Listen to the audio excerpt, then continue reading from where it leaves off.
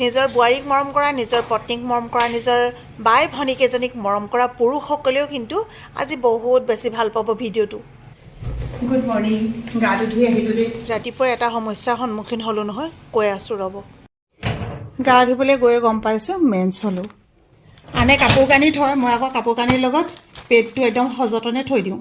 আন দিনেও বাৰু আৰামেই, আজি আৰু আৰাম। আজি মোৰ সীমা এইখিনিতে, আজি মই এইখিনিৰ পৰা নাযাওঁ। আজি মোৰ অকলে অকলে কৰি আছে। কি ৰান্ধিছা তাকে চাবলৈ আহিলোঁ। আজি মই ৰান্ধিছোঁ আমাৰ কণমানিৰ কাৰণে খিচিৰি, তাৰপিছত ঢেকীয়া আৰু চেংমৰা আছিলে, ঢেকীয়া চেংমৰা ভাজিছোঁ আৰু অকণমান গাহৰি আছিলে, সেইটো এক্সট্ৰাকৈ ভাজিব লাগিব। মজা। সেইকাৰণে আৰু বইল দাইল বনালোঁ, দাইল হৈ গ'ল। ৰাতিপুৱাই প্ৰথম গৰম পানী গিলাচে দিনটো আৰম্ভ কৰোঁ। যিহেতু কুহুমীয়া গৰম পানী গিলাচে কিমান কাম দিয়ে আপোনালোকে জানে নহয়। তাতে আজি মানে মই মেঞ্চ হ'লোঁ। সেইটো কামেই বহুত বেছি বেয়া পাওঁ জানেনে। কিয় এতিয়ালৈকে কৈ আছোঁ নাজানো আৰু। হ'লতো 50 বছৰ, বন্ধই হ'ব লাগিছিলে, কিন্তু এতিয়ালৈকে পোৱা নাই। একদম মেনোপজৰ সময়টো আহি পাইছে, গতিকে কিমান হেভি ফ্ল' হয় গম পাইছেই নহয়। যিসকল মহিলা আছে তেওঁলোকে গম পাব বাৰু। Good morning. Good morning. চাহ খুব ধুনীয়া এখন কিতাপ পঢ়িছোঁ, চাওক নামটো। নিশাৰ চিঞৰতি প্ৰতিধ্বনি শুনো, ডক্টৰ ভূপেন হাজৰিকাৰ লেখনি। এই দিনকেইটা এটা ছাইডৰ পৰা বহুত বেছি আৰাম, কিন্তু অন্য ফালৰ পৰা বহুত বেছি হাৰাম। মানে ইমান আমনি লাগে নহয়, দিনটো কি কৰোঁ কি নকৰোঁ। আৰু আমাক বহুতে কমেণ্টত সুধি আছিলে যে আমি মেঞ্চ হ'লে মাহেকীয়াৰ সময়ত আমি কি কি নিয়ম পালন কৰোঁ, পাকঘৰলৈ সোমাওঁনে বা ইটো সিটো বস্তু নিজেই লৈ খাওঁনে। চাওক, বৰ্তমান যুগটোৱে হৈছে বিজ্ঞানৰ যুগ, গতিকে সকলোবোৰ কথা আমি বিশ্বাস নকৰোঁ বা মানি নলওঁ। এই যে পাকঘৰত সোমোৱা নাই বা কিবা এটা কৰা নাই, তাতে আমি দুজনী মানুহ আছোঁ। তাই মেঞ্চ হ'লে মই ৰান্ধিব পাৰোঁ, মই মেঞ্চ হ'লে তাই ৰান্ধিব পাৰে। অকণমান ৰেষ্টৰো প্ৰয়োজন হয় যে। এনেইতো কামৰ আজৰি নায়েই, এইকেইটা দিনত অকণমান ৰেষ্ট ল'ব লাগে। গতিকে এয়া মজাকৈ কিতাপ পঢ়ি পঢ়ি ৰাতিপুৱা লাল চাহকাপ খাইছোঁ। আৰু মোৰ যে লাল চাহকাপ খোৱাৰ পিছতহে ভাল লাগে জানেনে। কণমানিজনী সেইফালে আমনি কৰি আছে। আমাৰ মুনুৱে ফল মূল নাখায়, কিন্তু মোক আকৌ কটীয়াকেইটা খুৱাবলৈ আনিছে দেই। কোনে কোনে কি খাব? আপেল খাব। আপেল কোনে খাব? আইতাই খাব। কলদেহে খাব। কলটো আগেই খাব। লোৱা লোৱা। মেঞ্চৰ সময়ত সঁচাকৈ খোৱা বোৱাটো বহুত বেছিকৈ গুৰুত্ব দিব লাগে, বিশেষকৈ মানুহবোৰ বেছি দুৰ্বল হৈ যায় ন। এয়া মায়ে খাব, এইফালে মই খাম। নহ'ব নহয়, সমানেই খাব লাগিব ন। আজি যিহেতু মেঞ্চৰ কথাই কৈছোঁ, গতিকে ভাবিছোঁ আপোনালোকক মইনো কি ব্যৱহাৰ কৰোঁ আপোনালোকক সেইটোকে দেখুৱাই দিওঁ। মই একচুৱেলি এভাৰটিনৰ পিৰিয়ড কেয়াৰ এই পেকটোৱে ব্যৱহাৰ কৰোঁ। এতিয়া হয়তো আপোনালোকে জানিব বিচাৰিব যে মই এইটো কিয় ব্যৱহাৰ কৰি বহুত বেছি ভাল পাইছোঁ। চাওক, এইটো হৈছে নিম আৰু চাফলাৰ, যাৰ কাৰণে খৰ খজুৱতি ৰাচেছ যিবিলাকৰ হয়, মানে যিবিলাকে এইটো ফিল কৰে যেতিয়া অসুবিধাৰ দিনকেইটাত, সেইটো ফিল একেবাৰে নহয়। আৰু এইটো হৈছে 320 mm, যাৰ কাৰণে বহুত বেছি ডাঙৰো হয়। আৰু মই আনিছোঁ ডাবল এক্সেলৰ, আৰু ইয়াত আহিছে 40টা পেজ। আৰু এইটো হৈছে হেভি ফ্ল'ৰ খোৱাসকলৰ কাৰণে বহুত বেছি ভাল আৰু খুব সোনকালে এবজৰ্ভ কৰে। আৰু এই পেডটো হৈছে কটনী ছফ্ট টপ লেয়াৰ, আৰু ইয়াত আছে 8টা লেয়াৰ আৰু বহুত বেছি কোমল হয়।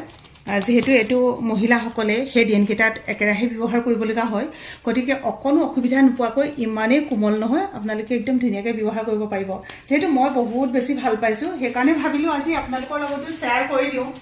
ঘৰত থকা মহিলাসকল হওক, স্কুল কলেজলৈ যোৱা হওক বা চাকৰিয়ালসকলৰ কাৰণে হওক, এইটো বহুত বেছি ভাল বুলি মই অন্ততঃ আপোনালোকক একদম ডাঠি ক'ব পাৰোঁ, যিহেতু মই ব্যৱহাৰ কৰি আছোঁ যে।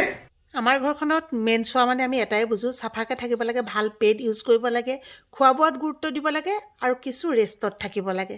তেওঁ বোলে কালি অকণমান গাটো কিবা এটা বেয়া লাগিছিলে, আজি অকণমান ভাল, এতিয়া ভাল পাইছোঁ আৰু। সেয়া জোলনাত ঝুলি আছোঁ সৰু ল'ৰা ছোৱালীৰ নিচিনাকৈ। ভাল লাগে কেতিয়াবা জানেনে।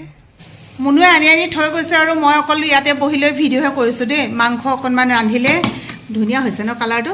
এফালে বনালে আমলেট, আৰু এয়া হৈছে ভাত কেৰেলা আৰু আলু ভাজি। এনেকৈ বনালে মই খাই বহুত বেছি ভাল পাওঁ।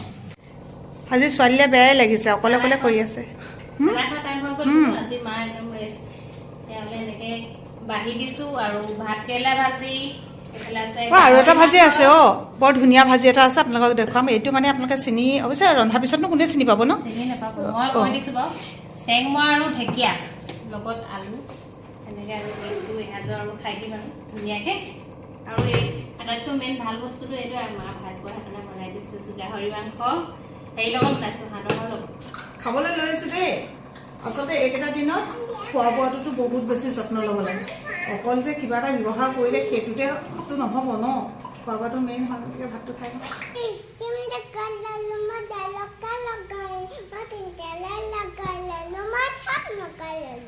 মোৰ নিচিনা যিসকল বয়সৰ মাইকী মানুহে মোৰ ভিডিঅ' চাই আছে, প্লিজ এটা কথা কমেণ্ট কৰিবচোন, আপোনালোকে কিমান দিনৰ মূৰে মূৰে অসুবিধা হয়। মই জানেনে, এতিয়া যেতিয়া ইলেকশ্যন হৈছিলে, মই ইলেকশ্যনৰ টাইমতে মই মেন্স হৈছিলোঁ, কিন্তু এতিয়া চাওকচোন কেইদিন হৈছে মই আকৌ মেন্স হৈ গ'লোঁ। আৰু যেতিয়া মই ইলেকশ্যন ডিউটিত গৈছিলোঁ তেতিয়া মোক এইটোৱে ৰক্ষা কৰিছিলে। যেতিয়া বহুত হেভি ফ্ল' হয় তেতিয়া মাইকী মানুহৰ কেনেকুৱা অৱস্থা হয় জানে। তাতে আৰু ইলেকশ্যন ডিউটি বুলি ক'লেতো একেবাৰে ৰেহাই নাই, যাব লাগিবই। এইটো পেইড হৈছে এভাৰটিনৰ, মই আকৌ আপোনালোকক দেখুৱাই দিছোঁ। এইটো যদি নল'লোহেঁতেন সেইদিনাখন চাগে মই মানে ভালকৈ ডিউটিয়ে কৰিব নোৱাৰিলোহেঁতেন। বহুত লং লাষ্টিং, মানে ইমান সময়লৈকে ই ভালে ৰাখে নহয়, কোনো লিগেজ নহয়, হেভি ফ্ল' হ'লেও ই ধুনীয়াকৈ প্ৰটেক্ট কৰে। গতিকে এইটো যদি আপোনালোকে ল'ম বুলি ভাবে, যিসকলে কোনোবা চাকৰিয়াল হওক বা ঘৰত থকা মাইকী মানুহেই হওক, যাৰ কাৰণে নহওক, মই কিন্তু এইটোৱে ছাজেষ্ট কৰিম যে আপোনালোকে লওক, এবাৰ লৈ চাওক। যিসকলে লৈছেতো কমেণ্ট কৰিব, আৰু যিসকলে লোৱা নাই এবাৰ লৈ চাব দেই। আৰু মই লিংকটো ডেছক্ৰিপশ্যনতে দি থৈ দিম।